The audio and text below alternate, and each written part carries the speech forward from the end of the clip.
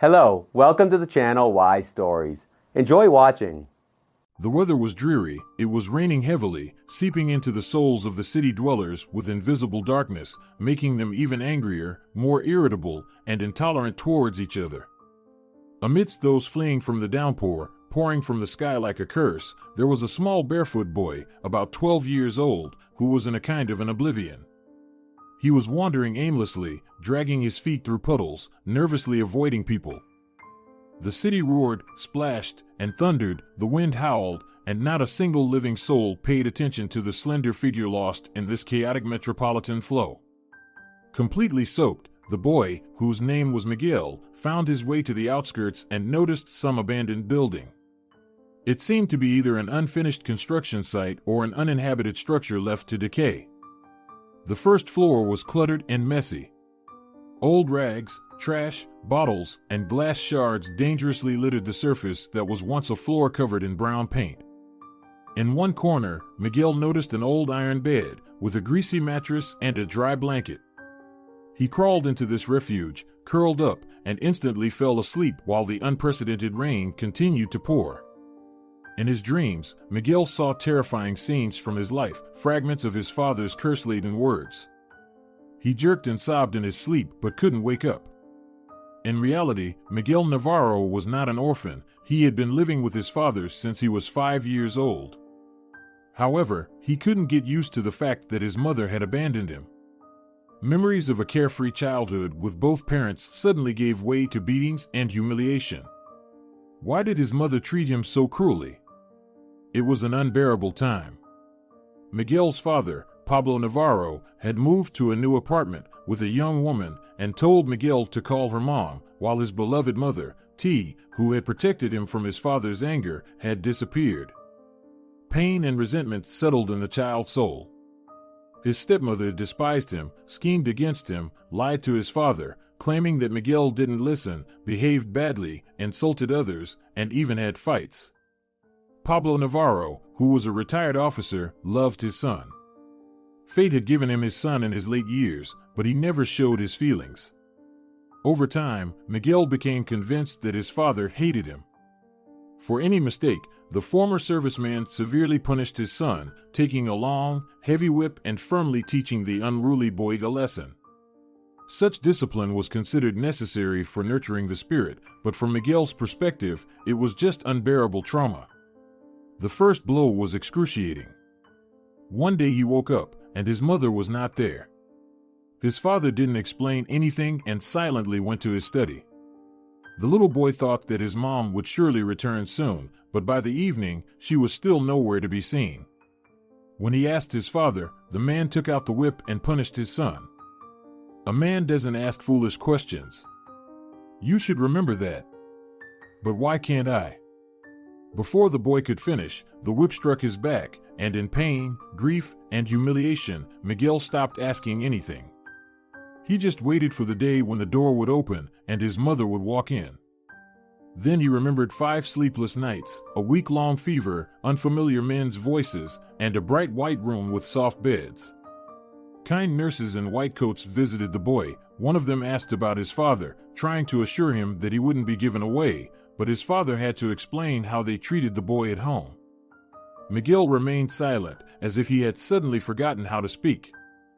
It felt like an endless number of days and nights had passed. The family moved, a new mother figure appeared, and his father continued the harsh upbringing.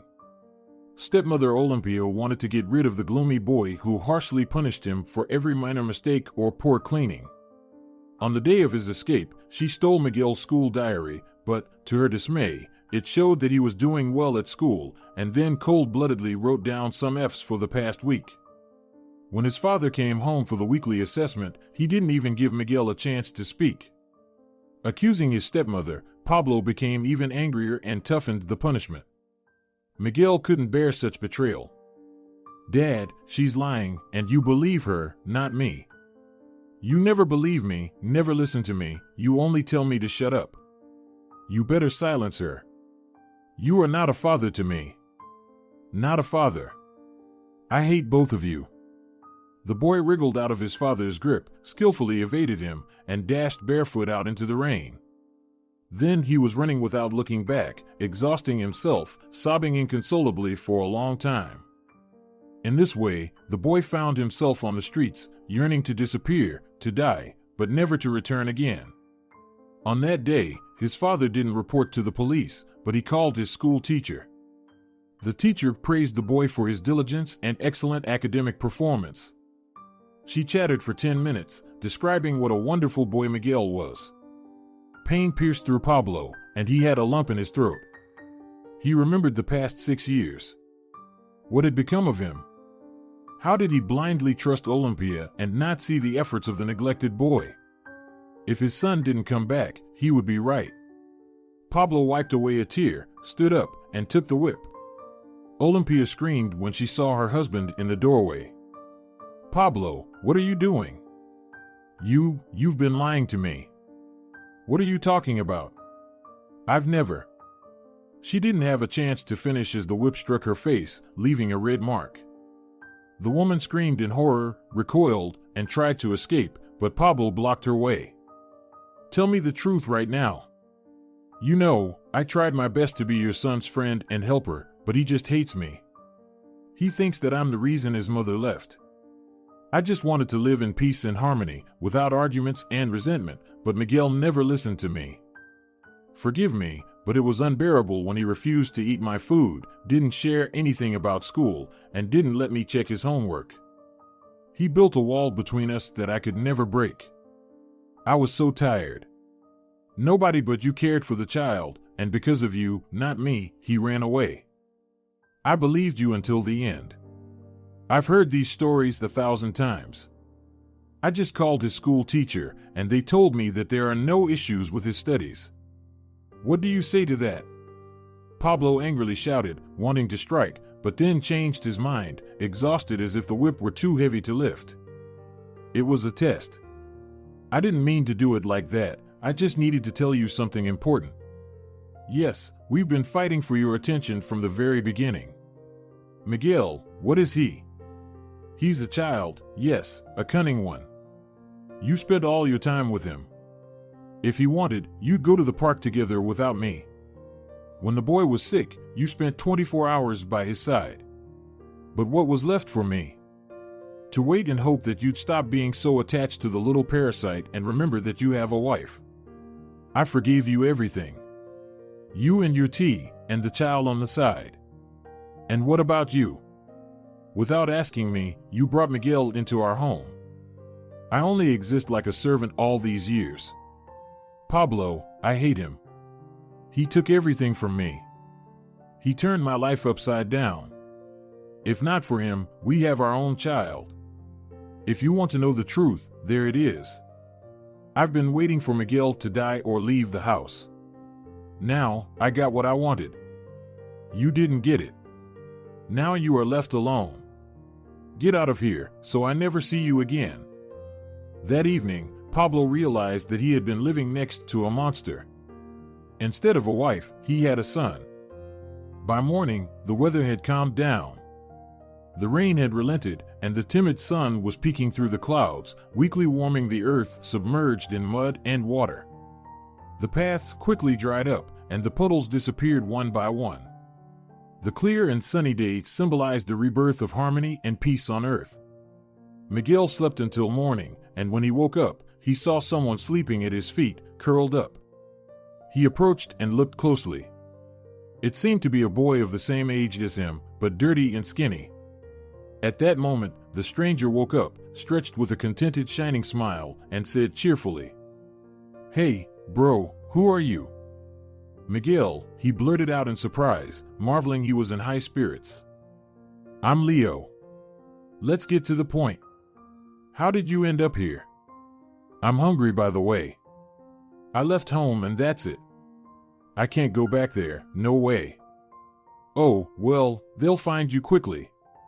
I've escaped from the orphanage 5 times already, and they caught me in just 2 days, dragged me back like I was nothing.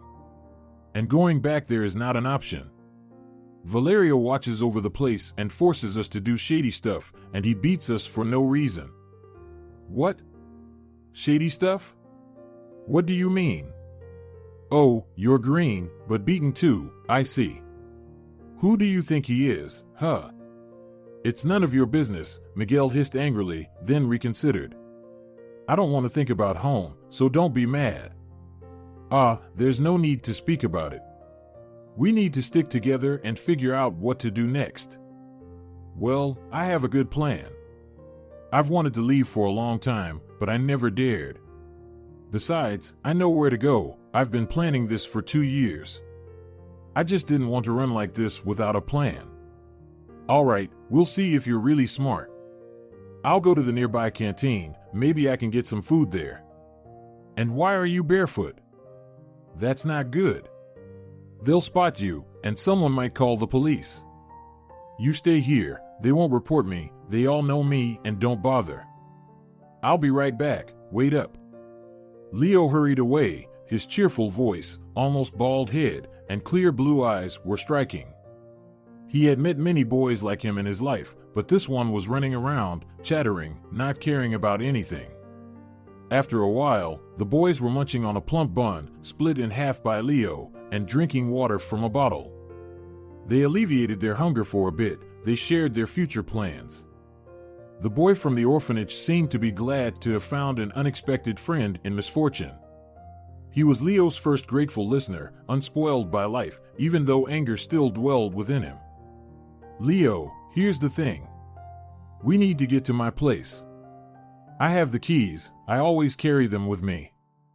I have a zippered pocket in my pants. Listen carefully. Don't take anything from the kitchen. We'll get what we need later. Make it look like nobody was there, so they won't suspect anything. Got it? I got it. But why am I risking it? Wait, I said I've been wanting to escape for a long time, and I made some preparations. You just need to bring me a book from the shelf, The Adventures of Robinson Crusoe. It has an address and my documents in it. We'll go there. Miguel chose not to mention his stash, not fully trusting his new acquaintance. Should I grab some shoes too? Don't dare take anything else. We'll manage on our own. I promise you won't get lost with me. It's my first time running away, but I have big plans in mind. I was top of my class at school, you know. Just listen to me, don't be afraid. You're not the only clever one, I know more than you do. We won't survive without adults. We have to find our place in this world somehow. And what's with your documents? Empty space. Now you're like no one, vanished, and nobody needs you anymore. That's how it is. You seem to not exist in this world anymore. Forget about it. Let's go to my place, and I'll explain everything later. Fine. But when your parents aren't around? Stepmother is working late today. She's on the night shift at the factory. I need to look after my dad when she's gone. He's supposed to go fishing today. So, you check just to be sure. Call. No one will open the door, then come in. Having carefully planned their escape, the boys tidied themselves up. Leo turned out to be a slim, long-legged handsome boy, exuding optimism and joy. He was dressed in a good sports suit, black sneakers, still not too worn out, and a khaki-colored cap on his head, making him look quite impressive, more grown up. In contrast, Miguel looked like a runaway boy from home, domestic shorts, a tank top, and bare feet. The escapee had a gloomy appearance, his rough dark brown hair standing on end. His brown eyes gleamed angrily, and he glared fiercely and sternly from under his brows. Leo looked at his new friend and shook his head. You shouldn't go out looking like this. They'll figure something's wrong right away. I walked through half the city like this yesterday, and no one paid attention to me. That's because people weren't looking at each other yesterday. They were searching for shelter from the pouring rain. People become absent-minded and indifferent in the rain. But it's sunny now. Everyone is walking slowly and scrutinizing each other. Oh, hold on, at least put on my sweatshirt, and I have an extra t-shirt too. Miguel reluctantly got dressed, zipping up his clothes, but he looked a bit strange. The long jacket almost covered his short shorts. Glancing at his friend, Leo chuckled but decided to let Miguel join him. They made their way through the back streets where there were fewer people. Together, the boys returned to Miguel's home, where he gritted his teeth in anger. Leo glanced at his new friend, thinking that his soul was dark, and he seemed quite hostile. Had he made the right choice in teaming up with him? Pablo wasn't home. He had been at the police station since morning, refusing to leave until they started searching for his son immediately. "When did your son disappear?" the officer asked coldly. "He left home yesterday and hasn't returned," replied Pablo. "Did you call his friends?" "Yes, no. I don't know his friends. Come back in 3 days. I can't do a report now. Search for him among his acquaintances. It seems he didn't just leave for no reason. Don't bother us, or I'll have to call Child Protective Services." "Don't you dare tell me what to do," snapped Pablo. "And stop scaring me with nonsense. I've walked minefields at the checkpoint. What about you? Sitting here, feeling warm and still can't do your job. Man, you're not at a checkpoint, different laws apply here. If you start causing trouble, I'll call for backup." "Fine, do as you wish. I'll stay here for 3 days." Meanwhile, Leo effortlessly slipped into the apartment, taking note of the luxury there, which his new friend preferred to abandon. Then he went to the kitchen, swiped a sausage and a loaf of bread. Finally, he found the required book, grabbed the shoes from the hallway, closed the door, and returned to Miguel. Miguel gave Leo an angry look as he noticed the food and the new shoes, but he waved his hand without saying a word. He put on the shoes, and together they made their way to their hiding spot. Along the way, Miguel seemed to lag behind, but later took out a bill from a stash hidden in the book. With this money, they bought juice and then retreated to an abandoned building. After a satisfying meal, Leo was unusually cheerful. He secretly admired Miguel, who had told him about his school earnings. "So, my friend, we can go anywhere," Miguel concluded, not bragging about the sum he had. "But it's not that simple. We can take a night bus. They are searching for us now. I once rode to the next city among the luggage in the trunk. Well, they're busy loading from one side, so you can sneak in from the other side and hide in the huge compartment at the bottom. They won't notice if you're quiet. But where are we going to go? We'll go to my grandmother's. My father and I were there a couple of times. Since then, he hasn't talked to her. Marlene doesn't listen to anyone. She's gone wild, pouring her sorrows into alcohol. My dad doesn't visit or care for her anymore. She's been alone for 2 years. I was there once, when our class went on a hiking trip. I asked for permission and walked all the way to my grandmother's. She didn't recognize me and kicked me out. She's begging now, just to get some handouts, and then drinks it all away. The neighbor told me about it. So why do we need to go to your grandmother then? You are such a fool. She's my relative, supposedly my legal guardian. We'll register you as my brother. Don't worry, I'll buy you the necessary documents. Grandma doesn't remember anything, she'll confirm everything. She'll do anything for money. Just give her some cash, and she'll help us with whatever we want. But your father will find you quickly. We'll hide, we'll pay the neighbor too. What does she care about me? I'll tell her that things are tough for me, and so on. We'll study here. Got it? We need an education, otherwise, we won't have a chance in life. It'll all work out fine. But won't the teachers report to my dad? Let them report. I told you we'll hide. For a week, a month. My dad will understand that I'm studying. I don't want to see him. But we need to get our school documents. Don't worry, I'll figure everything out. Let my grandmother request a transfer to another school. It's possible, I checked. And what about me? I need to think about that. You know, you won't need to study, you'll work for me, doing various tasks. You'll be my business partner. I'm listening to you, and I can't help but think that it's better to endure Valerio at the orphanage and try to get an education myself. That's right. And you, with all your cunning and anger, you only care about yourself, and I'm just a servant, like a courier. How is this better than being in the orphanage? They feed us there, and then they'll give us a place to live. And what guarantees do you offer? What if I run away? Deep down, I know it's wrong. You're a coward. In the times of difficulties, you want to go to the place where it's always calm and stable. You are a dreamer. Go back to your father, it's safer. Stand your ground, prove that your stepmother is wrong. You can do it. Invite someone from school to testify, don't act like you're someone you're not. I've never had parents, I've been alone for 13 years, I've never heard any kind words, I had no gifts, no place of my own.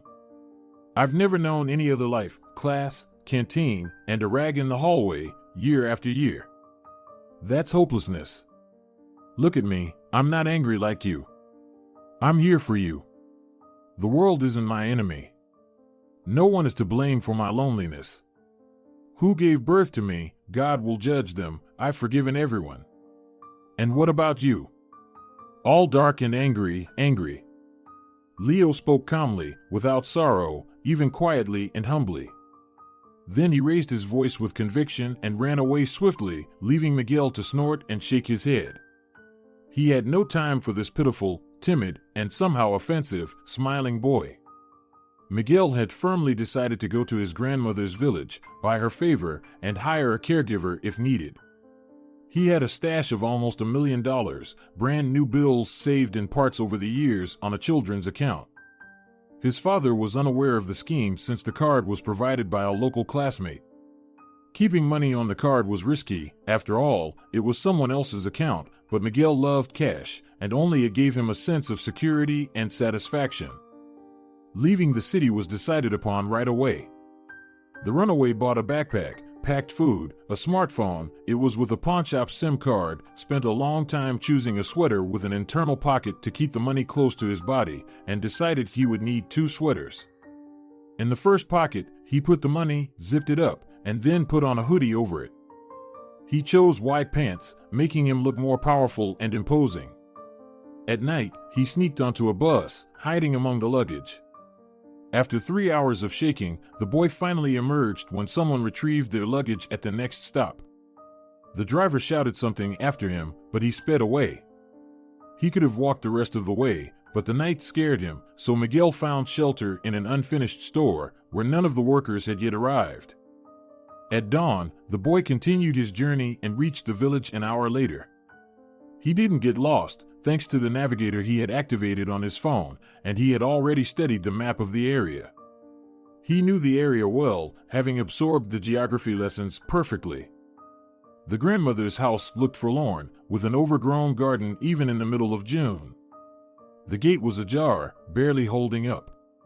The boy glanced around, saw a brick path leading to the house, and lifted one brick to create a hiding spot.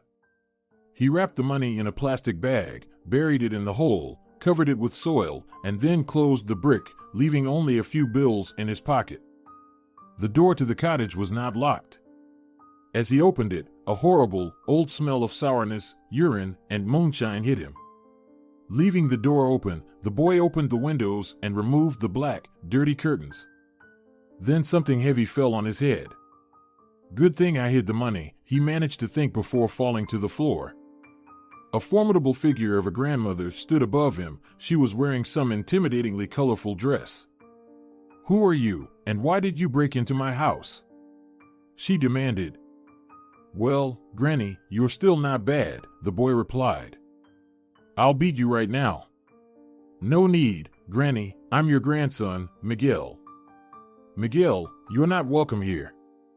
Get out immediately." The combatant Granny raised the poker again, and the boy crawled under the table, but then carefully looked out and started saying softly, "Oh, you're quite the poet, but listen to me first. I didn't come empty-handed. I brought you a gift." "Well, come here then, show yourself." "It's good that something finally came into these hands," she said. Miguel sighed and emerged, understanding that she must have had some alcohol in the morning. "Marlene, here's what I brought." The crafty boy pulled out various sweets, a box of chocolates, cheese, sausages, and sprats. Well, that's good. That makes a difference. Sit down, and I'll make some coffee. Marlene looked around and realized that there was no boiling water. The kettle had broken a long time ago, and dirty dishes had been left since yesterday. The pot was occupied. Miguel decided to take care of it and please the old woman. He sat her down on a rickety chair and rolled up his sleeves, putting water in a basin to wash the dishes. He kept busy for an hour and then heard a terrible crash behind him. Marlene had fallen asleep right there, still holding the sausage in her hands. She was snoring peacefully and showed no sign of waking up. The boy walked around her, thinking that reprimanding her would be impossible. So, he placed a pillow under her head and covered her with a blanket. From that day on, he took care of his grandmother, and she took care of him. The strict upbringing from his father had taught him how to manage a household and not to fear hard work. After cleaning the dishes, the boy swept the house, wiped the floors as best as he could, threw the curtains outside, and decided that he couldn't deal with the dirt alone. He also changed the beddings, which surprisingly turned out to be crisp and clean. He made himself comfortable on the decent-looking couch in the living room.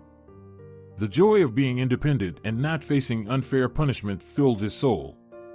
In the kitchen, he had to work the longest. He took out 2 bags of trash to the yard, unsure of how to dispose of it later. He cleaned the fridge, threw out spoiled pickles and leftover food, and decided to go to the store. He had to ask the neighbor for help, and she told him where to take out the garbage, complaining about his grandmother's visit. Then she escorted him to the store and helped carry the groceries, grumbling about wastefulness. Miguel quickly established his rules, giving the woman some money and sternly stating that there would be no refusal, and he would decide whether payment was necessary for any service. Returning to the cottage, he unpacked the groceries and wondered what to do next. He finally found some old potatoes in a bag, boiled them, and sliced bacon, fish, and sausages. Marlene, who was sleeping until the evening, woke up because of the smell, as she was hungry. She woke up startled, jumped from the floor, grabbed a stool, and, making strange noises, ran to the kitchen, holding a piece of bacon in her hands, ready to attack. Miguel once again took cover under the table. "Granny, are you completely nuts? Look, I've got food ready, cleaned up, and here you are, ready to fight. Oh, you are a wild woman. Miguel, oh, my dear, I forgot. How did you manage to do everything so quickly?" "With my own hands and feet. Sit down, I made strong coffee, here, drink it, forget about alcohol." The grandmother sat down feeling ashamed. She looked at her grandson with sadness, lowered her gaze, and a scarce tear rolled down her wrinkled cheek. "I'm all alone. So lonely. My son abandoned me, hasn't even visited in 2 years. It's so lonely, and my pension is not enough. I live in poverty. I'm sorry I greeted you this way." Remembering his warm reception, Miguel chuckled and then gathered courage and said, "Marlene, I'll stay here with you. My father allowed it, he's gone somewhere with his woman. I was embarrassed to ask him about staying with you, so I came here on my own. Here's a letter from him." The cunning boy pulled out a prepared letter, which was kept in the same box disguised as a book that Leo took after escaping. Skillfully forging his father's handwriting, Miguel wrote a kind and touching letter, apologizing for his father's behavior and asking her to take care of him for a while. There was a sum of money with the letter. It stated to it'll be sent every month. Marlene slowly read the letter. Her mind seemed to wander, and she turned pale. She dropped the letter and stared blankly out the window. She was sitting like that for about 10 minutes, then seemed to snap out of it, silently picked up the letter and the money. They were eating in silence, and the boy cleared the table, glancing curiously at his grandmother. She got up from the table, walked heavily into another room, and closed the door. The house, though neglected, was spacious. From the spacious hallway, 3 doors led to the bedrooms, living room, and a cluttered guest room. There was no door to the kitchen. There was a stove, a wheat cupboard, a table, and stools. There was also a spacious veranda filled with junk. Outside, there was a plot of land, a bathhouse, and a toilet.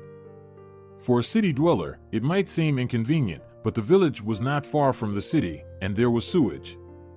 Many residents had modern amenities, organizing their homes with water supply, heating, and even bathrooms. Marlene didn't have all that, and even resourceful Miguel couldn't make a significant leap in improving the house and the property. The idea of raising pigs seemed pointless now. If he learned to provide people with comfort like in the city, he could rise. But for now, things were bleak. He persuaded his grandmother for a long time, appealing to her conscience, until she finally agreed to freshen up. He bought her a voucher for a health resort, but passing the medical examination turned out to be extremely challenging. For 2 weeks, they went from one doctor to another, waited, restored the necessary documents, and bought new clothes. Marlene moaned, cursed, threatening to abandon the whole ordeal, but the determined Miguel stood his ground, and eventually, his grandmother left to the health resort. Now he could put the house in order according to his liking. With a boss's disposition from birth, the boy walked around the village and found 2 workers with a tractor willing to help with cleaning and repairs for a small fee. The house ended up with only necessary furniture and belongings. Without any doubt, they got rid of everything else, taking it to the dump. They whitewashed the walls and ceiling, painted the floors with cheap paint.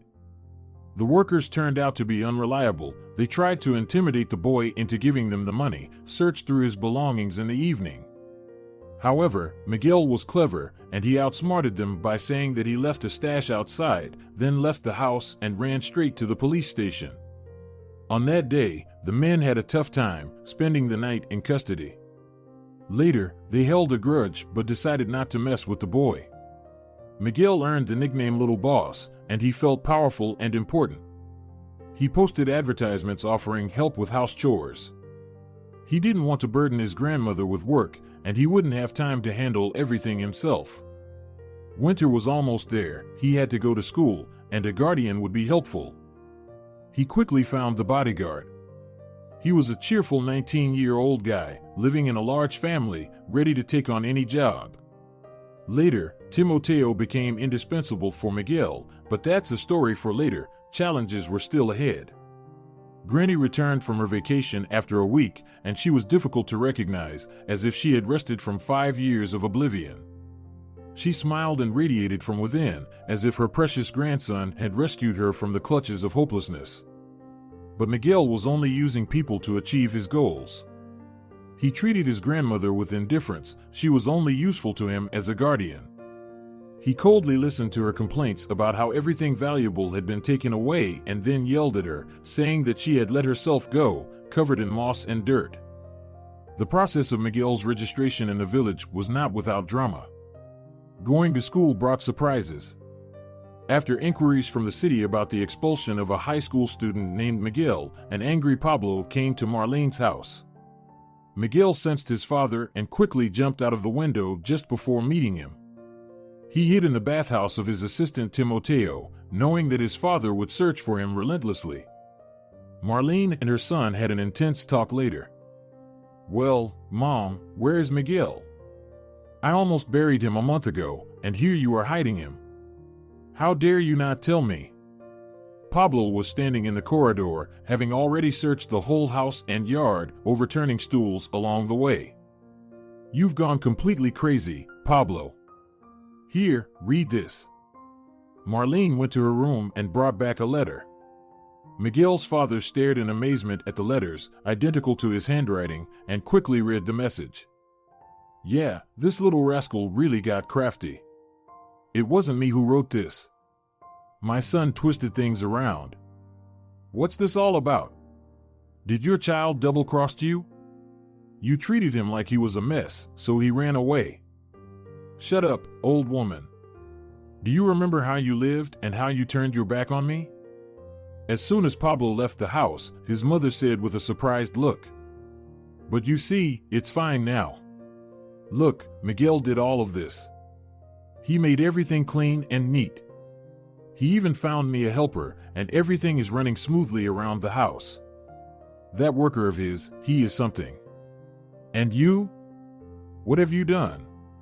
Tell me, what have you done for your mother? Remember, you can't fix a person with yelling, hitting, and hurtful words. You can only fix a person with good deeds. You should understand that. Your son is not a fool, even though he's young, he's wiser than you. You raised a difficult boy, and he's got character.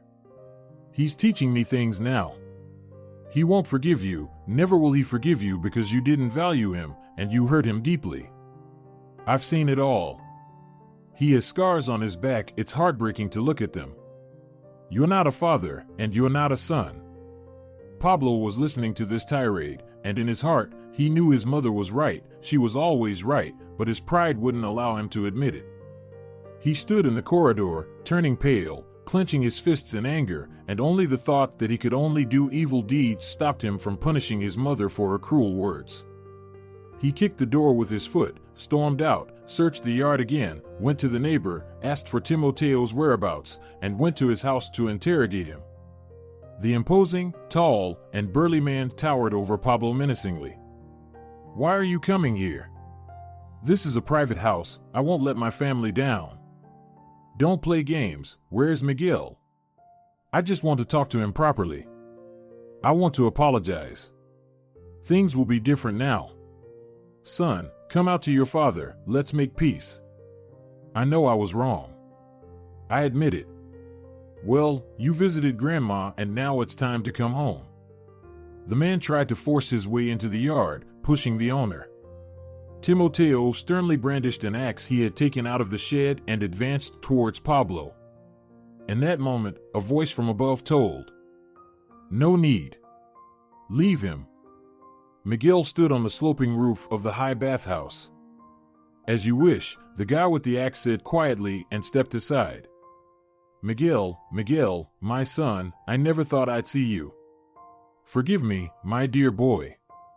Everything will be different now, let's make amends. I was wrong, I admit it.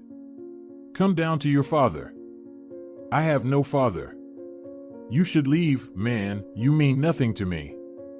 Otherwise, I'll jump from here. I'd rather die than live with you. And take the documents from the school and leave Grandma's place. I have everything I need, go away. Well, how can you say that? Everyone deserves a chance, you can't do this to me. You had many chances, it's over now. Miguel lifted his leg, as if he was about to jump down immediately. Pablo recoiled in horror and rushed away. His heart was torn with pain and sorrow. He lost his son, and he doubted he could ever beg for forgiveness. This time, he decided to leave everything as it was and let Miguel fend for himself. Without a father, in this village, without comfort or a computer. Where could the boy go? Pablo decided to visit his son later and left for some time. By September, nothing had changed. Miguel achieved what he wanted, he was registered at the school. A new chapter in the boy's life began. He appeared different from the other village boys, and they kept their distance, not wanting to be friends with the little boss. Miguel, in turn, arrogantly sneered at them, learning about his new business on his brand new laptop, which he bought for himself, and cherishing the dream of having his own company. He excelled in his studies, tried to offer help with studies to the local kids, but they just brushed him off. The villagers were indifferent to studying, they endured reproaches for not doing their homework, skipped school days, and roamed around the village. The strange city boy irritated them. In the beginning, they rejected him in their company until something peculiar happened. Waiting for a lesson on the outskirts, a gang of local boys decided to play a prank on him. The little boss came up with a cunning plan, summoned the gang's leader, and offered him a position as a bodyguard for a small monthly fee. Now, Miguel was not only protected, but he also had control over these useless boys. Money ruled everything. Over the next 4 years, that truth was proved for Miguel not once. Even at his young age, he managed to start a business. The idea came naturally, solving problems related to home comfort. Studying the intricacies, poring over books and encyclopedias, Miguel decided to start small, with water supply and boiler installations. Timoteo went to the city and brought back a graduate student from the Communal and Construction Technical School who was a promising and talented engineer named Samuel. He settled in Marlene's house, and though she grumbled, she didn't dare argue with her grandson. With his small team, Miguel took their first job while still attending high school, and it went well. They divided the profits among three of them. Elated by their success, the boy continued studying entrepreneurship while his team took on any job related to property improvement as well as household chores. Only his young age prevented Miguel from expanding and formalizing everything properly and opening an office.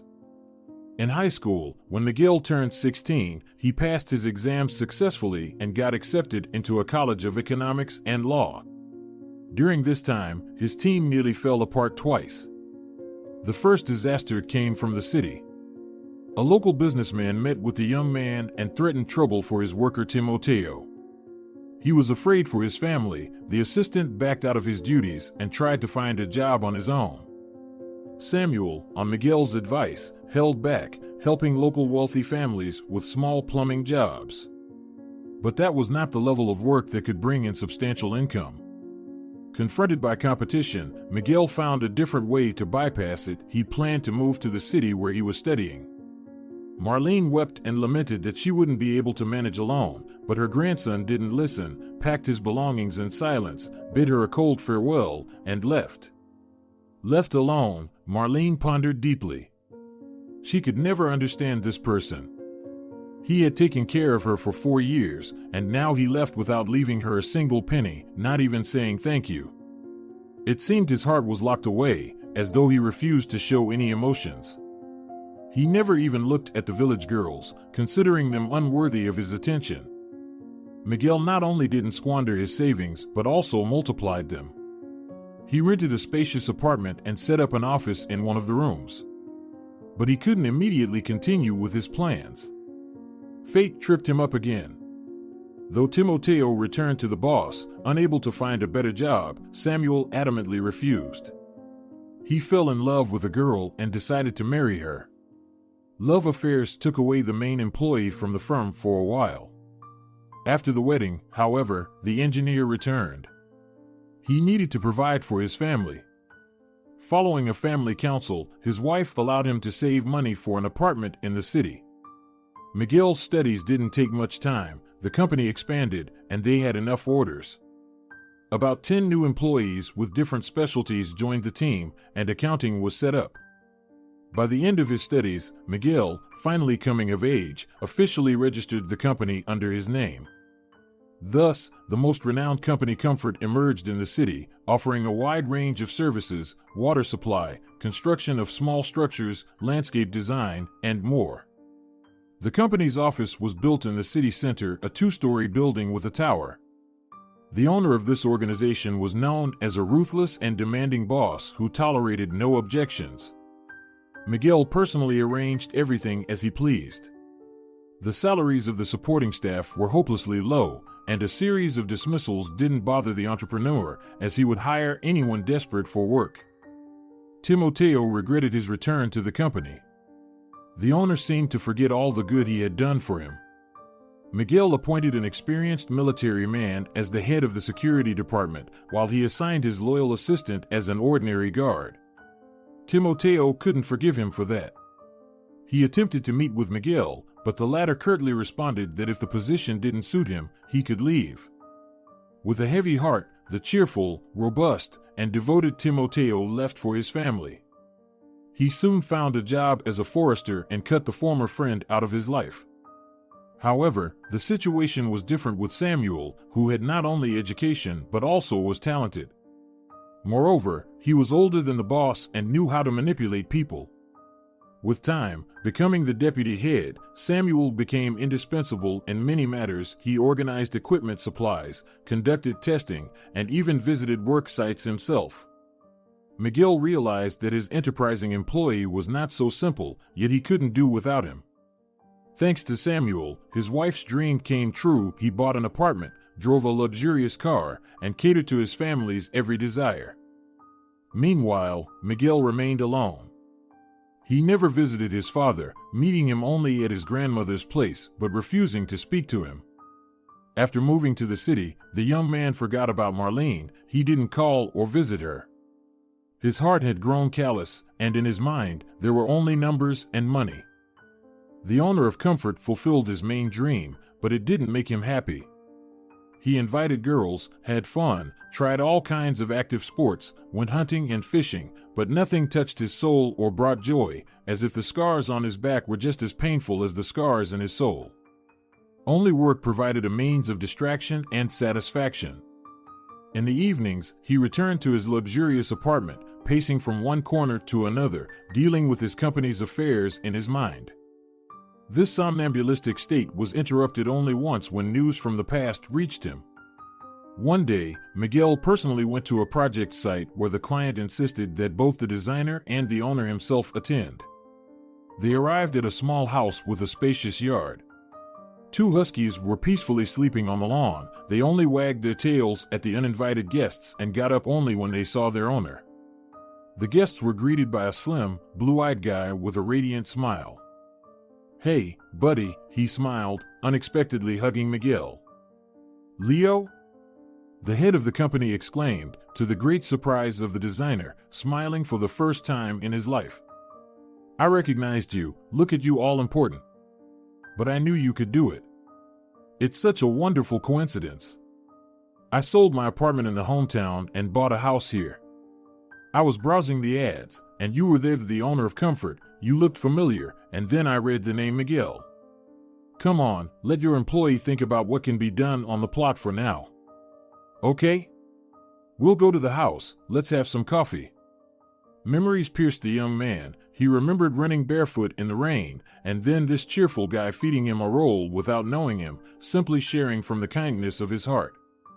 And it was as if his heart began to thaw, covered in layers of ice.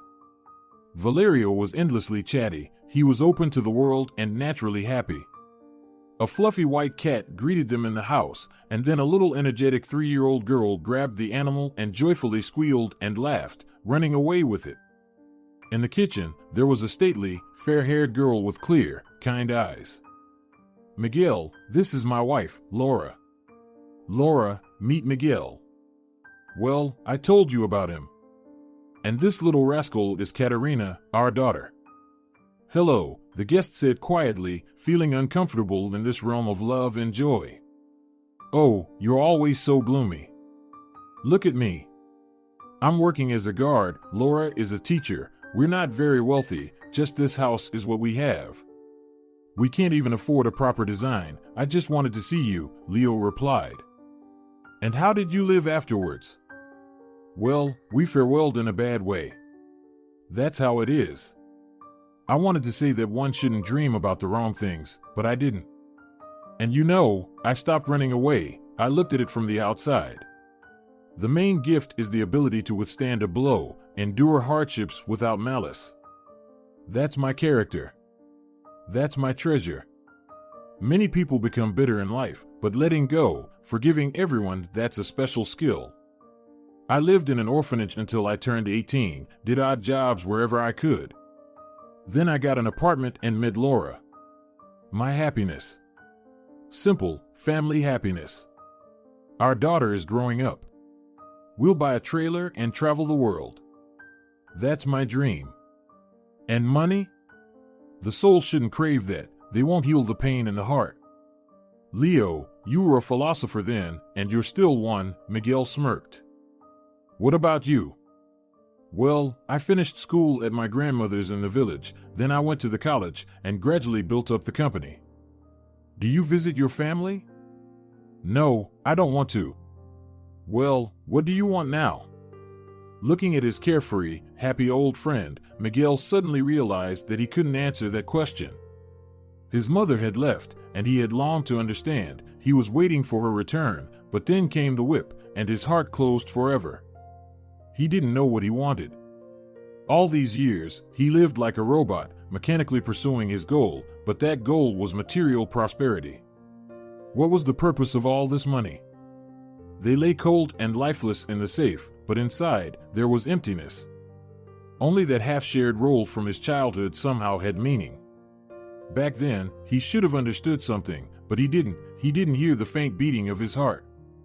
Back then, he could still cry. "Hey, are you okay?" Leo interrupted his thoughts. "Come on, sit at the table, let's have some coffee." On the table, in a basket, there were piles of fluffy, sweet rolls, along with small jars of aromatic jam and fragrant coffee. Miguel inhaled the unfamiliar scent of care, family well-being, and remembered his grandmother. He had acted unfairly, leaving her alone again, just like his father. Yes, he repeated the same mistakes. "Well, what's your plan? Maybe we should go on a hike together?" Leo asked. "I'll think about it. Thanks.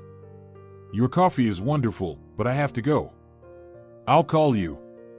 But he never called, leaving Leo in his thoughts. However, the friend understood that it wasn't the right time yet. A whole life was ahead, and something extraordinary had to happen for Miguel to wake up from his slumber. For now, his icy heart covered itself with a new layer, shaped by annoyance and envy. Leo? Who was he? Just a simpleton. What was the point of learning from him? Yes, what did he understand if he was poor, with a daughter and a wife? On that day, Miguel fired a woman whose child was always sick and then received several quite profitable orders. From the office, he went straight to the sauna, taking Samuel along. They had fun until late at night and returned home at dawn. The conscience, briefly awakened, hit again, and Miguel formed a cunning plan in his mind. What was the family idol for? He wanted to prove that money solves everything. Leo's wife caught his eye with her charming face and simple manners. Before, he had to deal with spoiled dolls, cold and incapable of care or heartfelt conversations. But Laura intrigued him with her feminine charisma, so he decided to visit his friend's home. First, as a broad gesture, he offered to do the garden design for free. His gesture would certainly be appreciated. The next morning, Miguel visited Leo's house and found Laura there alone. "Hello, Leo's not here. He'll be at work until evening," she simply said. "Hello, I brought a plan. The designer sketched it out. It's a gift for an old friend. If you like it, we can finish it in 2 days. The area is not large. You shouldn't have done it. But let Leo decide. Come on, sit down since you're here. How about some sorrel soup?" "With pleasure. If it's not too much trouble, I'm just a freeloader. Wait, I brought some candies and wine. I don't drink alcohol. But I won't refuse something sweet." They sat next to each other, and Miguel felt an inner excitement. He wanted to hold this touching woman's hand, feel her warmth, but it was too early to act. He stood up, thanked her for the extraordinary soup, and said goodbye. At the exit, he accidentally blurted out, "I'm heading to the city park now. There's an equipment maintenance order there. Maybe we can take a walk?" "Well, it's inconvenient. Although I've been there alone before, my daughter is at the daycare nearby." "Well, everyone needs a break from their cares." "All right, but then straight back home." Miguel seated Laura in his luxurious convertible, and they strolled in the park for a long time, trying out all the carousels.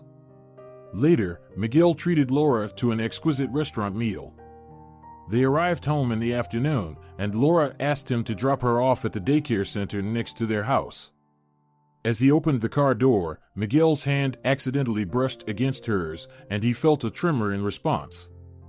It was the first genuine emotion he had felt in many years. Laura rushed off, and Miguel returned to his cold, dreary home. The game didn't go as planned, and an unknown feeling began to awaken in his heart. For 2 days, the boss himself handled the minor project, the garden design. He visited Leo and gave orders, transported materials himself, and befriended the Huskies, Max and Molly, but he couldn't win over the cat. The darn thing kept biting and scratching him and then, having had enough, ran away. Meanwhile, Leo only showed up in the evenings and scowled, noticing the furtive glances Miguel cast towards his wife. But it was too late. Laura suddenly felt an irresistible desire to explore the secrets of the somber yet well-groomed, courageous, and handsome man, her powerful boss. As they said their farewells, the owner said to his former friend, "You should have always stayed away from me. Don't come again, you've confused Laura's mind, she's become a different person, as if you smeared her with your darkness. Don't ruin our lives, mine, hers, and think about my daughter. You grew up without a mother, but what will it be like for her if she goes through the same thing?" "Don't worry, buddy, look at the garden I've created," Miguel responded. "I don't need your garden, I need my family, and I'll pay you for your work, don't worry." "Well, goodbye." Goodbye. For 2 days, Miguel contemplated his decision. He decided to act in his own way, and he was irresistibly drawn to Laura. He wanted to hold her slender waist, kiss her tender lips, cheeks, neck, and shoulders. Why should he have cared about Leo? He was happy. He wanted him to understand that he was wrong. Laura called in 3 days, and they met in the park during the day. It was impossible to take his eyes off her. Her black mini dress, deep neckline emphasized her figure's virtues. Her snow-white hair cascaded in soft curls down to her waist. The delicate makeup made her gaze captivating and alluring, and her lips under the burgundy lipstick trembled.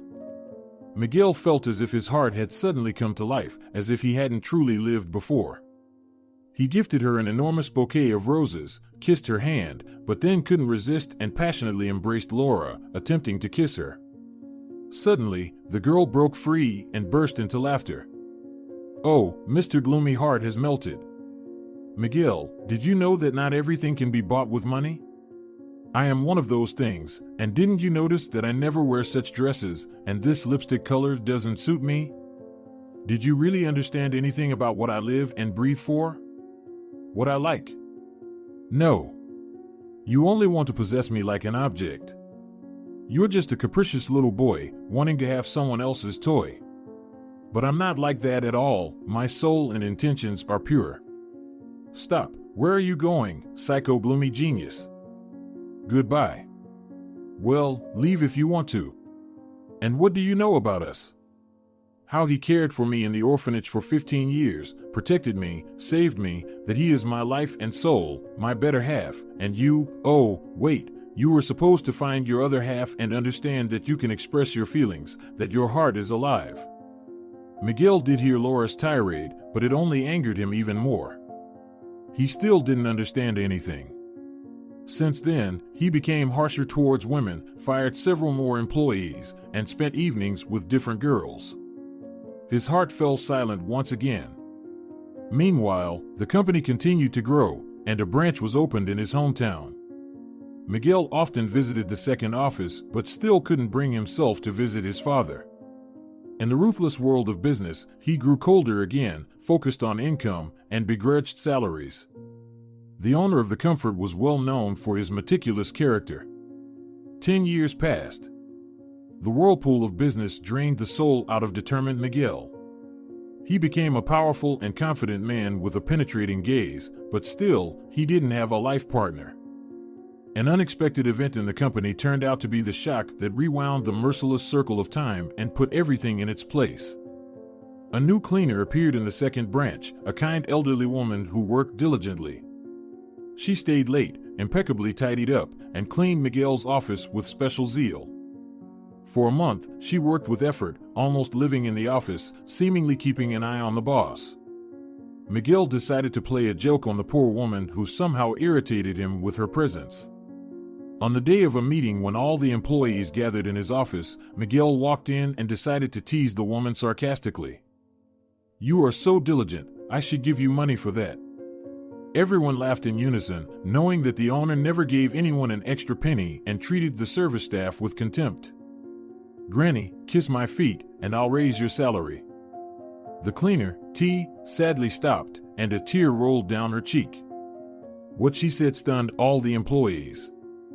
I didn't want my dear son to grow up like this." An intense silence hung in the air. Miguel was shocked and remained silent for a moment, then barked. "Get out! Get out, you crazy old woman! You're fired." Everyone left except the cleaner. She took out a key, locked the office from the inside, and threw the key out of the window. Miguel lunged to follow her, but then reconsidered, walked around the office without looking at the woman who claimed to be his mother, but she authoritatively ordered him to sit down, and inexplicably, he obeyed. Looking at this stranger, Miguel recalled the day she disappeared, and the pain resurfaced in his soul. Now, after so many years, she dared to return and call herself his mother. He sat, clutching the table, a lump forming in his throat. "Listen to me, please. I'm not willing to. You mean nothing to me. You can leave. But until you listen to me, we won't leave here. And you should know that I've been searching for you. I've been looking for you for 25 years. You need to know everything, and you have to let go of this pain. I know it's not just because of your father, it's also because of me.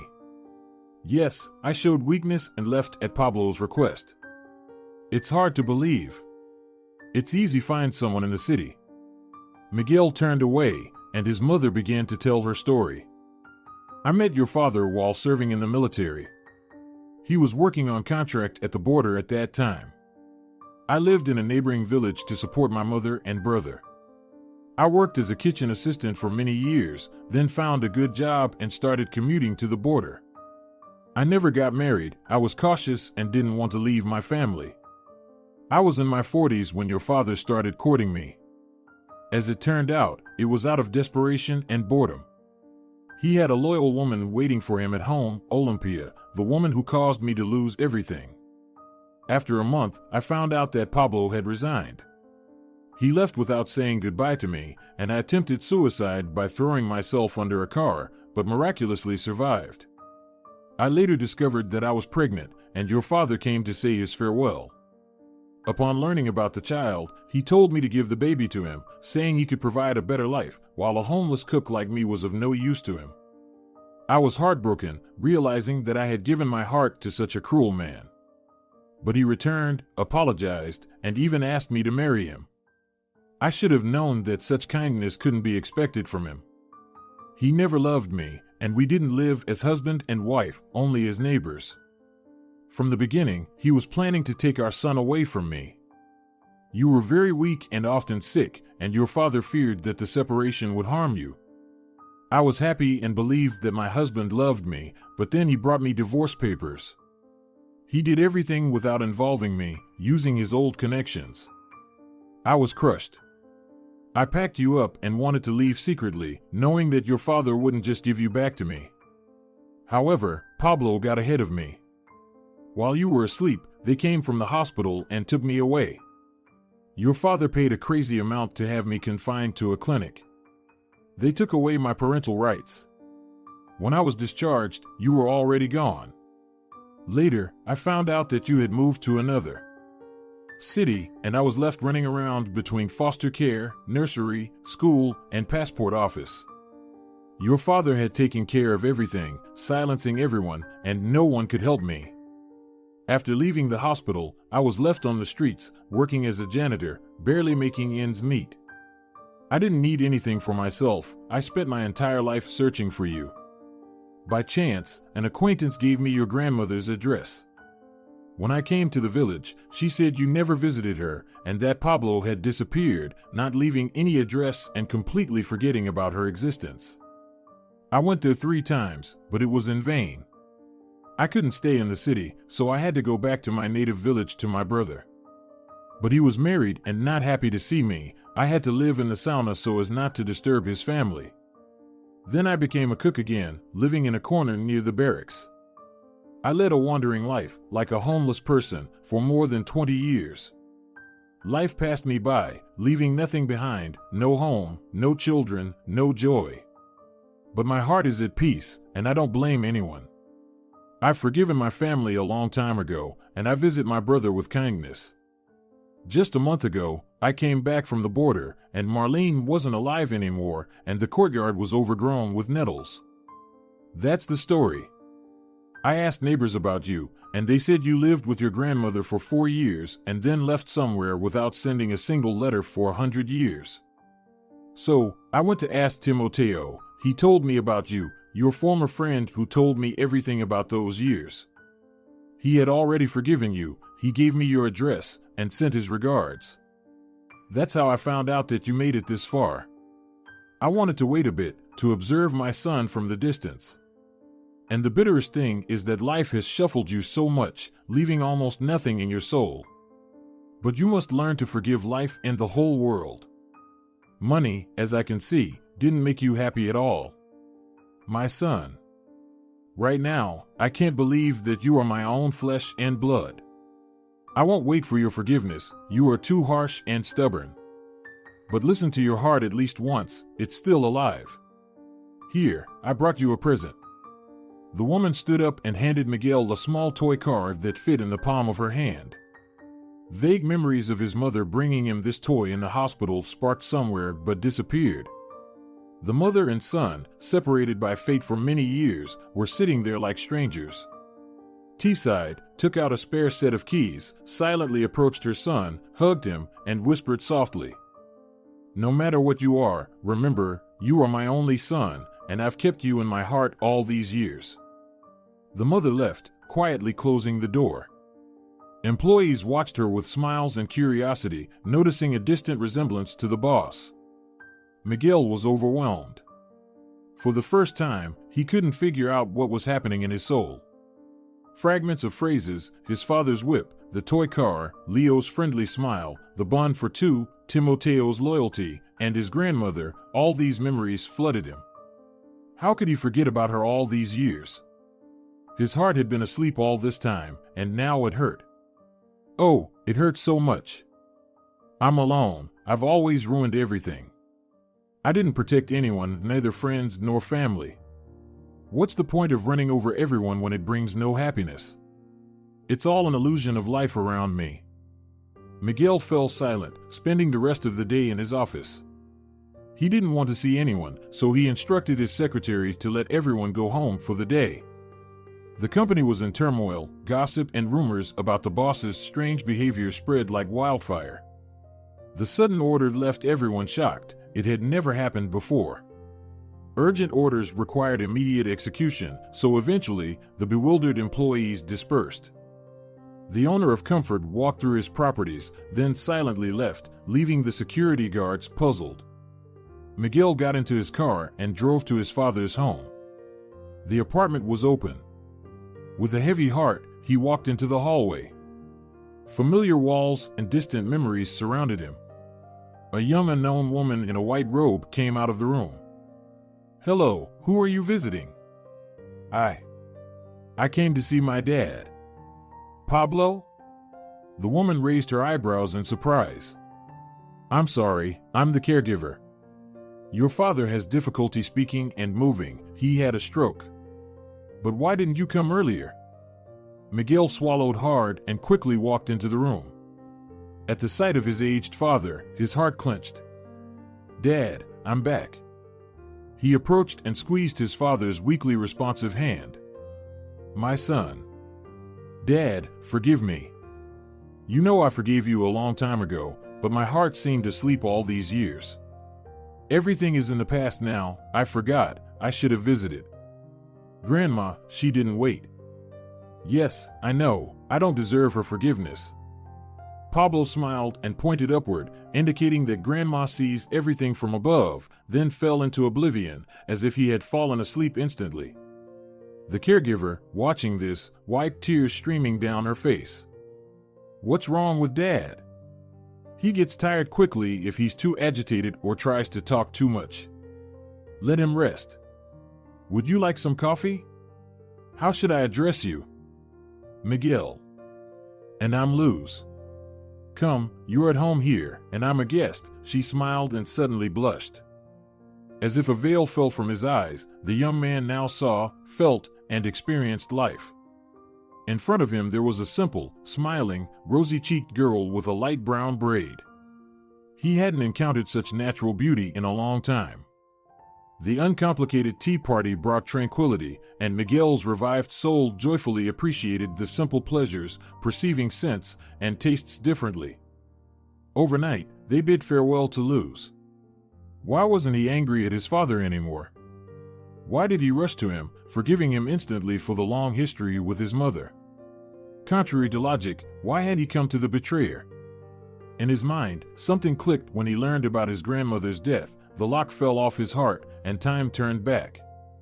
In that moment when his mother disappeared, he realized that she didn't betray him. He had just forgotten about her over the years. Memories had faded. He needed to get used to tea again. His father had been there all these years, but he hadn't even thought about him, forgetting that he was his own flesh and blood. Miguel's father loved his son in his own way. He just didn't know any other way to do it. Miguel left his car by the entrance and returned to that distant day of escape. He walked to the place where he spent the night with his unexpectedly found friend. Now, a brand new 9-story building was there, with children playing and frolicking in the yard. Miguel walked to the station, reminiscing along the way that he had made the same mistakes as his parents did. He didn't stay in touch. He was cruel and selfish. Each action could be justified by human weakness. His father had stumbled once when he took tea in, but what could he do if his heart belonged to someone else? Apparently, he deeply loved Olympia, to the extent that he committed terrible deeds for her. But Olympia was unhappy in her own way, as the love of her life brought another woman's son along. How could they come to terms with that? As it turned out, Pablo loved his son more than Olympia, since he couldn't forgive her for her actions against his stepson. Out of fear of losing his son, he stopped communicating with her. And Miguel? He just grew resentful. And in the process, 4 lives were destroyed, both the mother's and the father's, as well as Olympia's, and the grandmother didn't see her grandson's awakening. He was simply selfish, a worthless person who didn't do anything good for others. He even helped his grandmother out of greed and abandoned her when she became useless. These thoughts tormented him as he turned them over in his mind.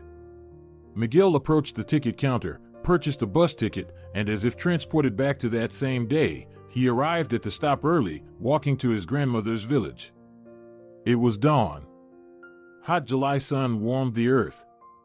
Peaceful fields with buckwheat spread around, and the ears of grain gently swayed in the wind's rhythm. The land shimmered with green waves, bringing solace to all living beings. The sun timidly emerged, greeting the world with its warm rays. Calm, silence, harmony. As if entranced, with every fiber of his soul, Miguel felt united with nature. When he reached the outskirts, he paused, took a deep breath, and smelled the aroma of wormwood, honey, and freshly baked bread. Then, he slowly headed toward the cemetery. He struggled to find the hill with the name Marlene Navarro. Falling to his knees, the grandson was crying, cleansing his soul of its last remnants of bitterness. "Grandma, forgive me, I realized too late that you are the most valuable person in my life. The ability to cherish those who are close." "Son," a familiar voice called out, "you understood everything correctly. I'm proud of you, and now I cannot worry about it." Miguel turned around, stood up, and like in his childhood, rushed toward her, hugging her and laying his head on her chest. "Mom, you came back, and I've been waiting for you." From that day on, a completely different life began, as if the years had no power over them. The mother and son tried to make up for the lost time together. Together, they decided to stay in the village for a while, away from the hustle and bustle of the city. Miguel enthusiastically shared stories of his life and attentively listened to his mother's tales of different military stories. They restored the house with their own efforts.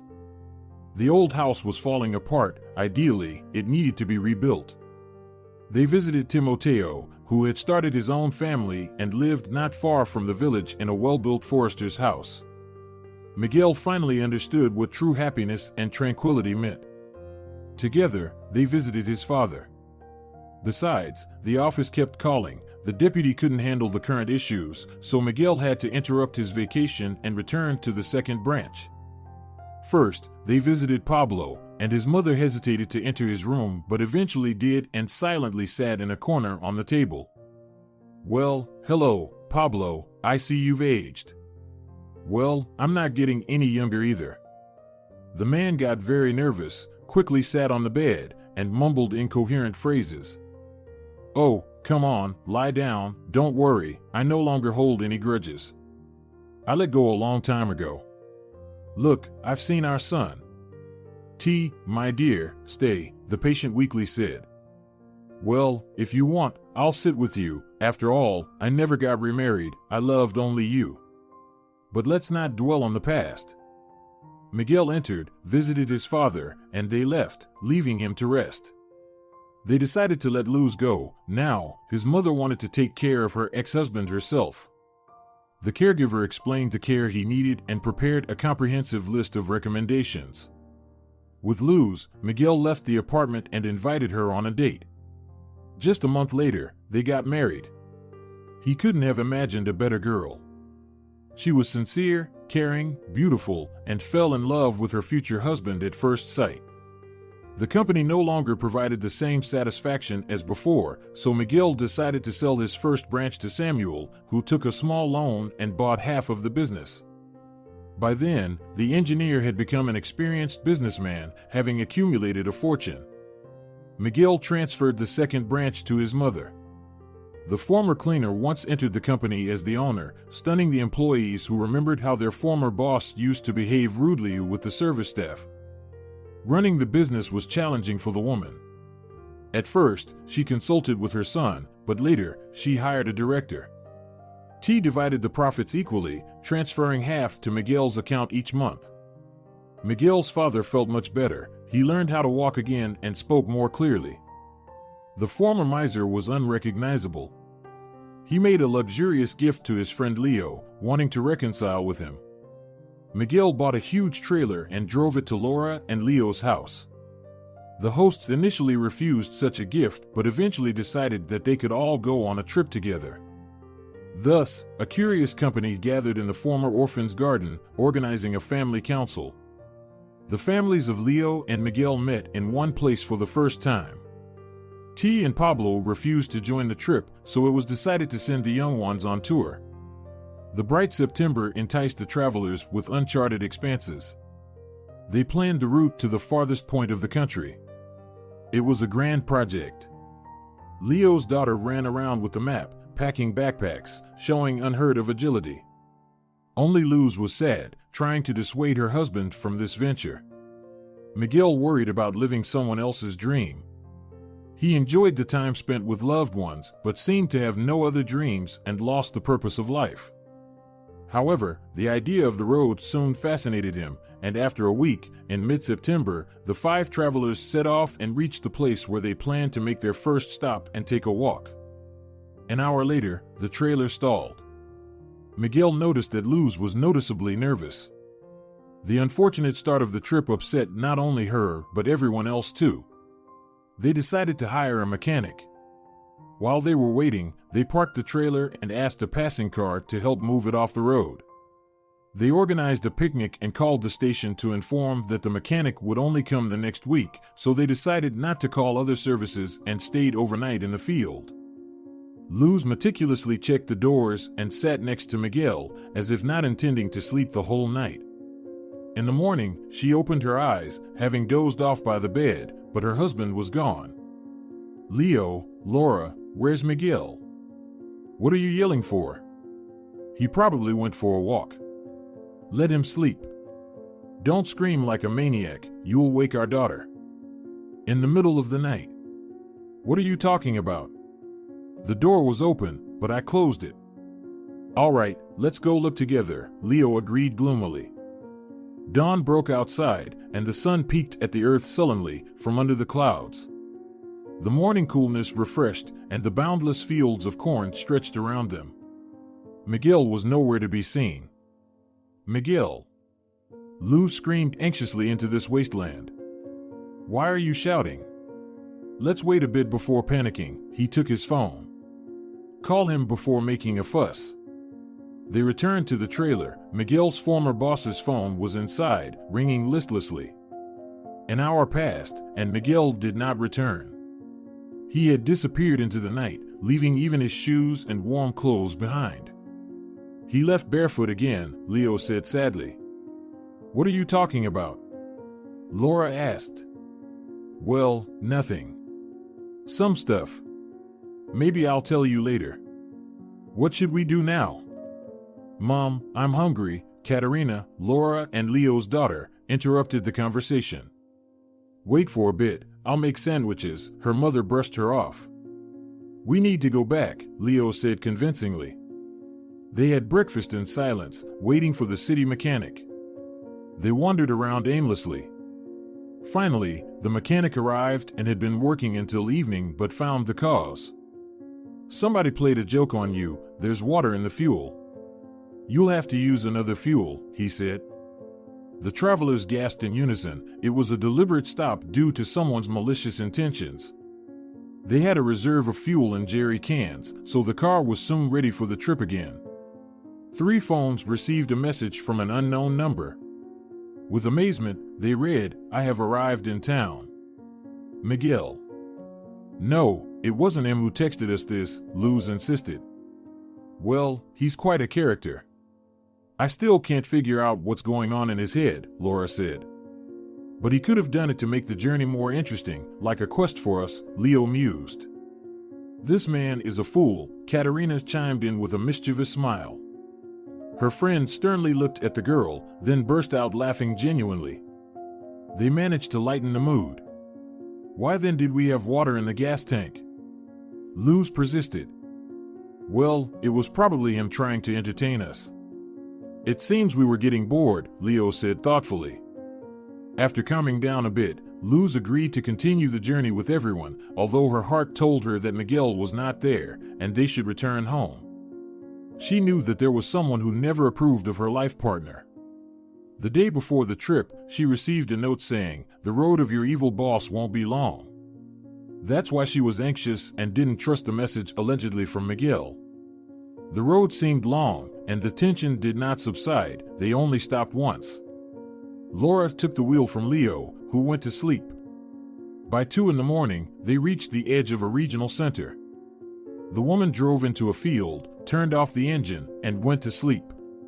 In the morning, Luz disappeared just as suddenly as Miguel. The spouses found that she had left her phone in the trailer. She wasn't outside. An hour later, a similar message arrived. I left. Luz. Leo got worried. What's going on? Is it another prank from Miguel, who can be expected to do anything, or is it a kidnapping? The family was in danger, continuing the journey into the unknown. Leo, I'm scared. Let's go home. But what about our friends? I don't think they're there. Call the number where the message came from. Well, start with asking about the weather or something. I don't know how to do it. It was decided to find out how things were with their parents. What they said scared Laura. The parents received an even stranger message, "See you soon." Luz. Miguel woke up and found himself in an unfamiliar place. It was a small room with a cot and a window with bars. His head was throbbing. He remembered falling asleep while Luz was sitting next to him, and now he woke up here. He jumped up, feeling dizzy. The door was locked, and no one answered when he knocked and shouted. Miguel was not visited for a long time. A small, nimble man threw him a piece of bread and left a jug of water without saying anything else, then closed the door. So, he was a prisoner. Soon, his family would be asked for a ransom or the company. He may have earned some enemies over the years. Miguel had no intention of sitting locked up in this small, stuffy room. He hadn't faced such difficult challenges for a long time, and this situation sharpened all his abilities. He peered outside and saw nothing but desolation around. No one was on the street. The bars were securely installed, and the door was locked. By evening, he felt weak and hungry. He finished the bread in the morning, and there were no new supplies of the food yet. Miguel took his predicament calmly, figuring out how to escape. When he heard the key turn in the door, he hid. With all his strength, he knocked down the visitor and rushed outside. In the dimly lit corridor, he dashed away, reaching the nearest exit and froze. There was no way out. He was securely packed in this gloomy place until the kidnappers got everything they wanted. With a joint council, Laura and Leo decided to stay in the city. While waiting for news, they visited the sites and tried the local cuisine. Katerina, however, became sad, not understanding where her aunt and uncle had gone. She felt that an enemy would come for her soon or, even worse, take her mom or dad away. She decided not to sleep all night and keep watch. The troublesome trailer, which brought so many questions, was heading back. Laura and Leo took turns driving the car. They sat together in the cabin, anxiously looking at the road. Taking a minute's break, they stopped to visit their daughter. Katerina was awake and handed her phone to her parents with horror. The screen displayed the message, "Don't go there. Protect Katerina."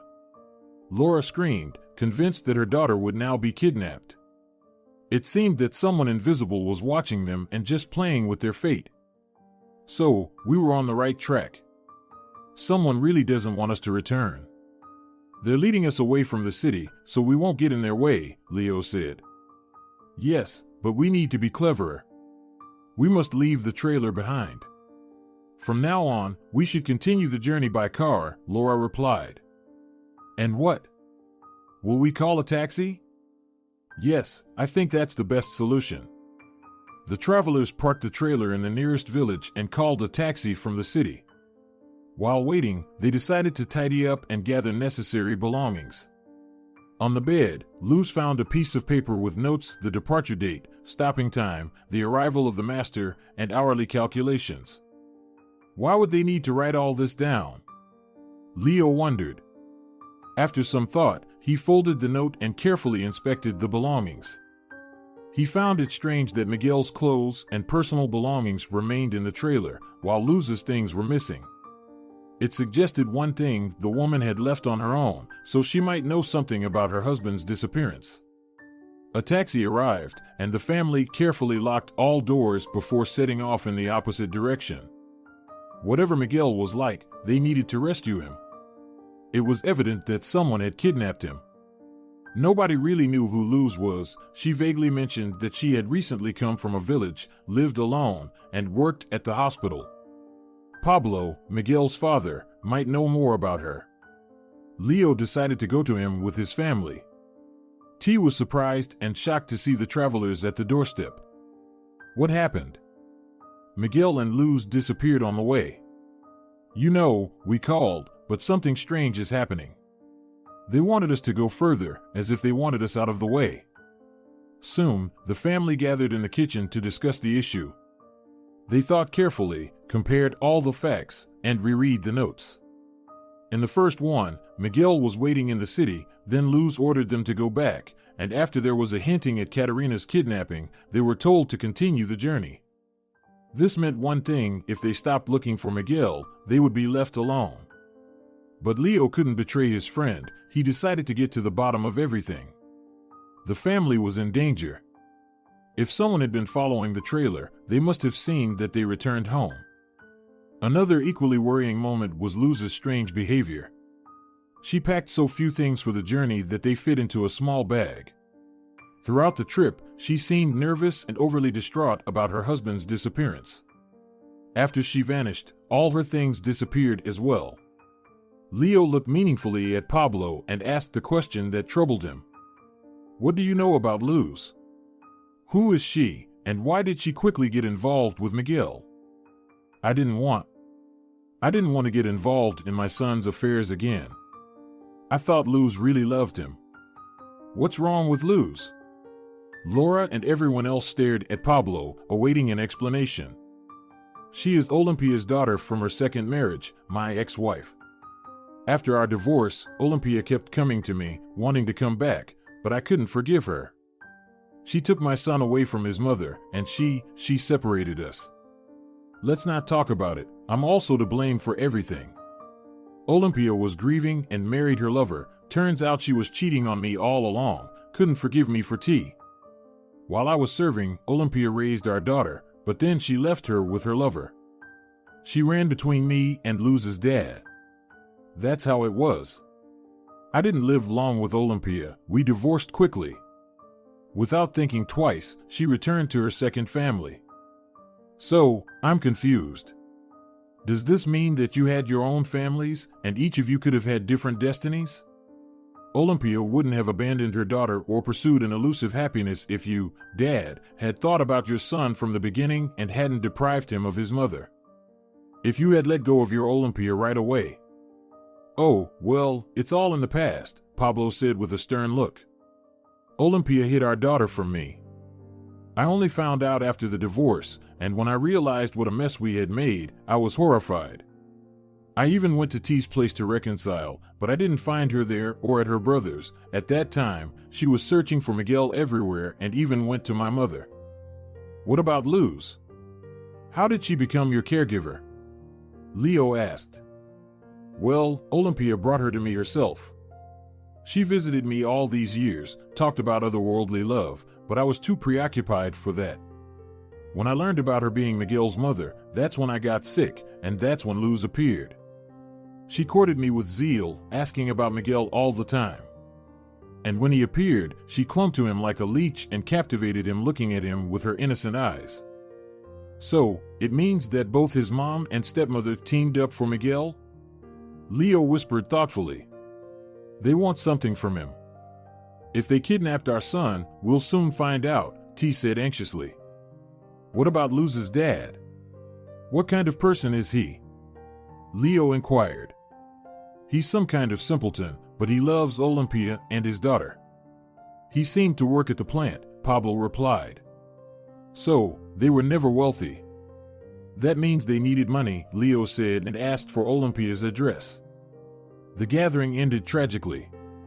There was a knock on the door, T opened it, and a courier brought a small package. Leo rushed into the hallway and knocked the package out of the courier's hands. There was a loud bang, and the carpet at the doorstep jumped. The commotion turned out to be unnecessary. The weak explosive was meant to scare the owners without harming anyone. It was just a firecracker, Katerina exclaimed. Nevertheless, the evening stopped being tedious, T said, frightened. Laura suggested that everyone temporarily move to a safe place.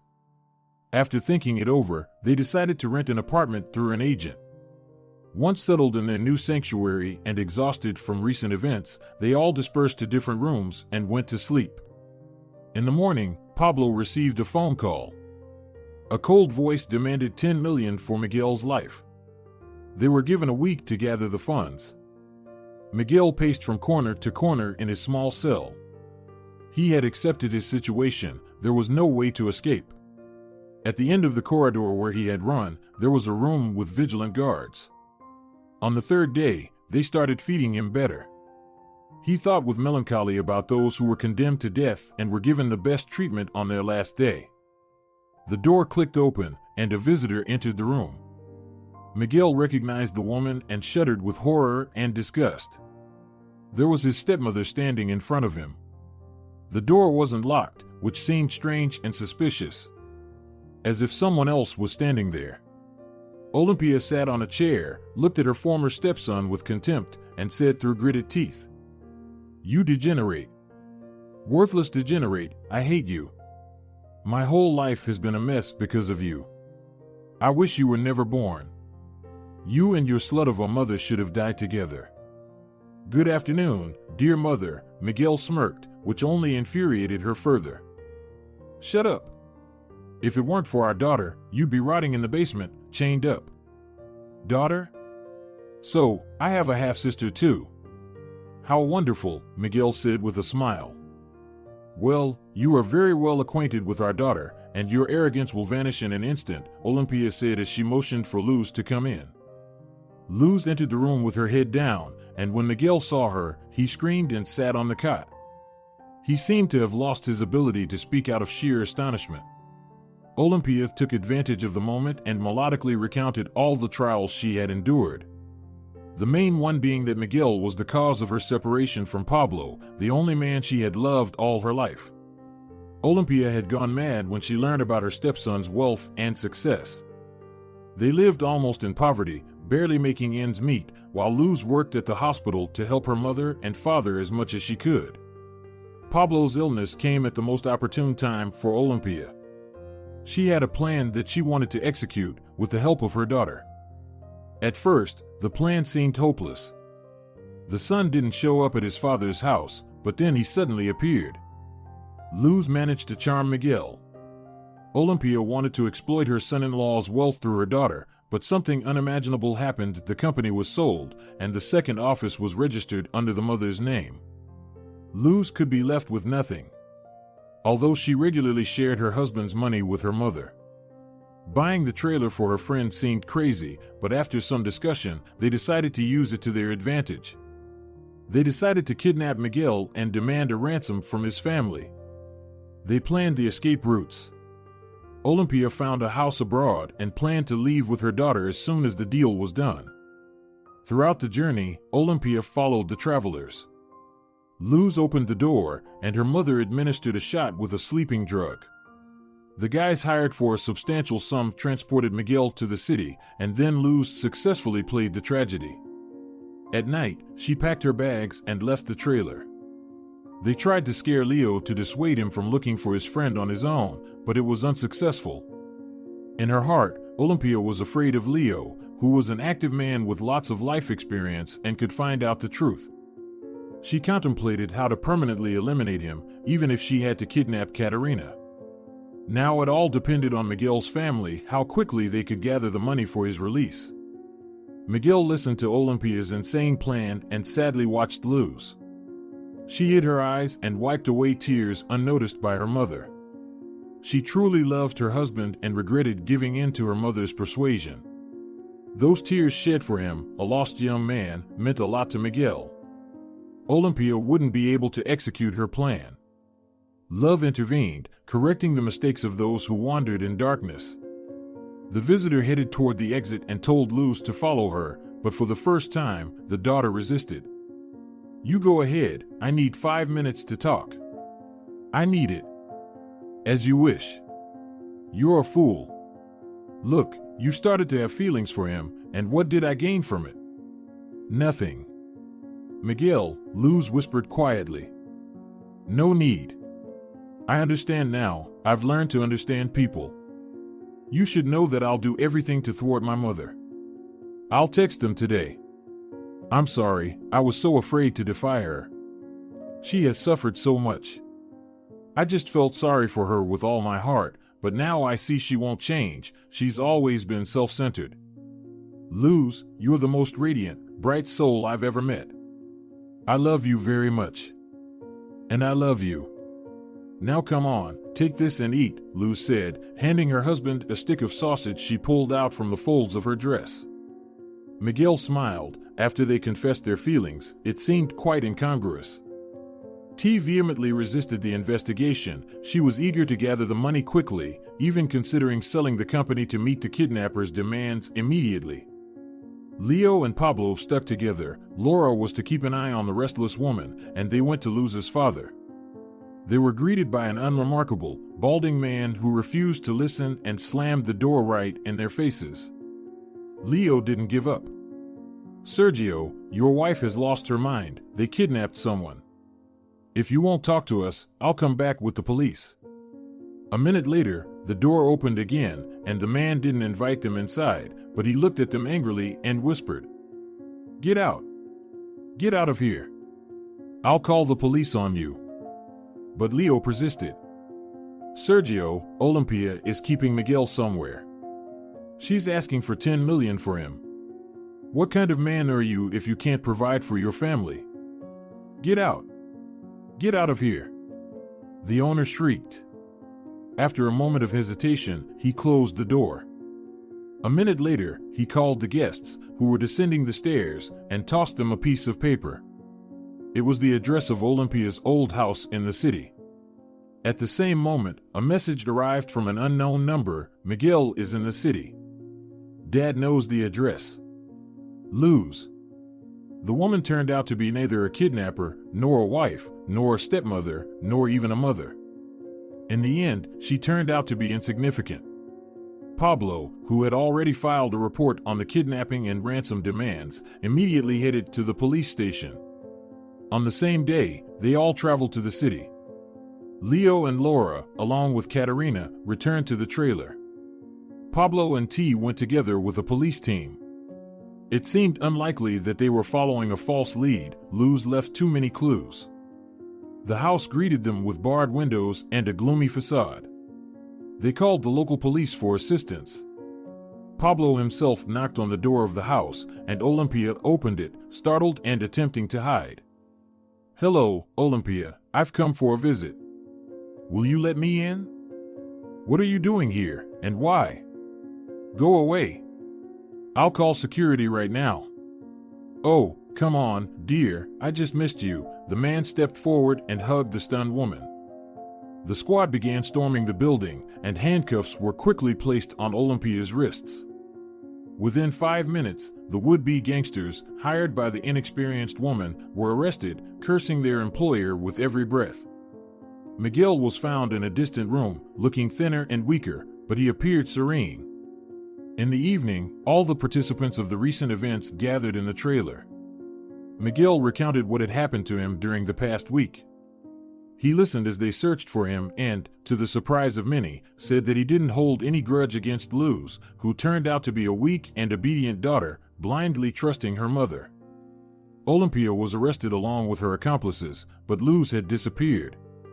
In the morning, a message arrived: "I left. Luz." At sunrise, Miguel stepped out of the trailer and took in a deep breath of the boundless fields. It smelled of buckwheat, autumn, fallen leaves, and tranquility. The man immersed himself in the vastness of the fields, feeling the harmony of the entire world with ecstasy. His soul was calm and was waiting for the reunion with his beloved one. They continued their journey. If you're enjoying it as well, leave a like and subscribe.